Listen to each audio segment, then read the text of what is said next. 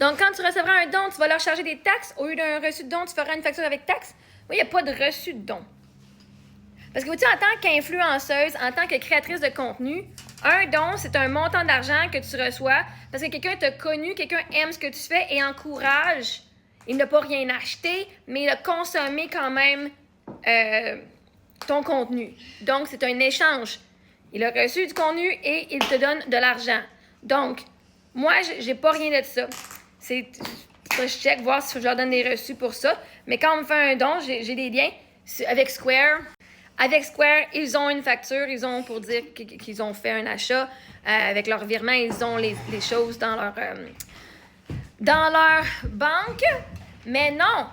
Quand tu charges les taxes, c'est tous les services. Comme moi, par exemple, en ce moment, si tu achètes ma marchandise, je n'ai pas mis l'option de taxe parce que je n'ai pas encore mon numéro de taxe.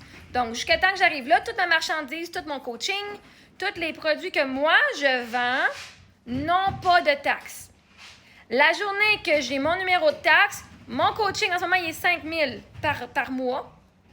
J'ai augmenté en passant, mais il est 5 000 sans taxe. La journée que je commence à mettre mes taxes, c'est 5 000 plus taxes.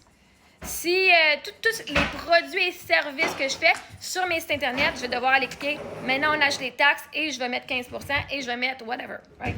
Donc, un don n'est pas taxable. Ça va me faire un revenu quand même. Ceci dit, vous n'avez pas payé une taxe, tu fais un don. Hein? C'est comme n'importe quoi. C'est comme disait Marie-Ève, j'aime ton contenu. Fait que moi, c'est pour encourager, c'est un pourboire. Un don, là, c'est un pourboire. J'aime ton contenu, merci, voici 50$. Voici, je veux t'aider, merci, 25$. OK? Fait que tous les cadeaux, moi, je charge pas. Je paye quand même des frais avec TikTok parce que si je reçois 10$, ben là-dessus, il y en a, je vais peut-être en recevoir 6 ou 7, OK? Fait que moi, je paye déjà des frais là-dessus. Puis tous les cadeaux, tous les dons, c'est des pourboires. C'est considéré un revenu. Hein? Les pourboires, c'est des revenus. Il faut les déclarer. Ben moi, je les déclare aussi. Donc, un don, pour moi, c'est un pourboire. C'est un cadeau qui m'est donné.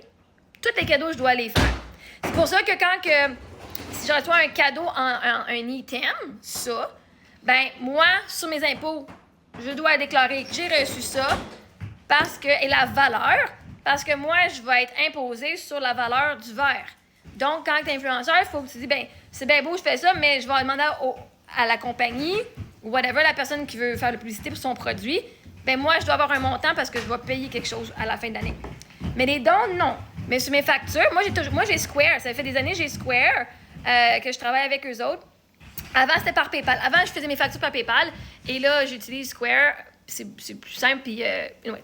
Fait que les factures viennent. Fait que chaque fois que je fais une vidéo, par exemple, une vidéo personnalisée avec Cameo. En ce moment, est-ce qu'ils chargent les taxes? Je ne crois pas qu'ils chargent les taxes en ce moment. Moi, quand on me fait la demande en privé, je ne charge pas les taxes encore, mais ça va venir. Fait qu'en ce moment, c'est 25$.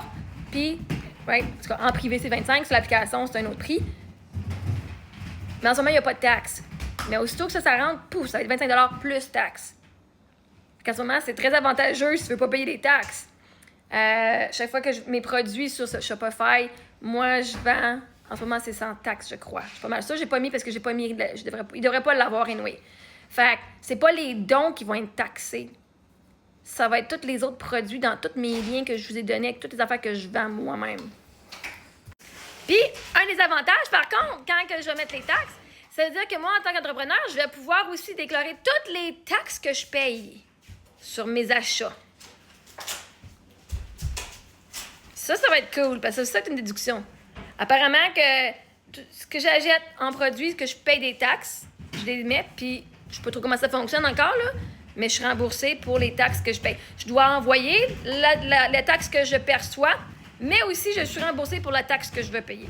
Fait que ça va être intéressant de découvrir cette nouvelle partie financière d'avoir une entreprise qui fait quand même plus que 30 000 par année.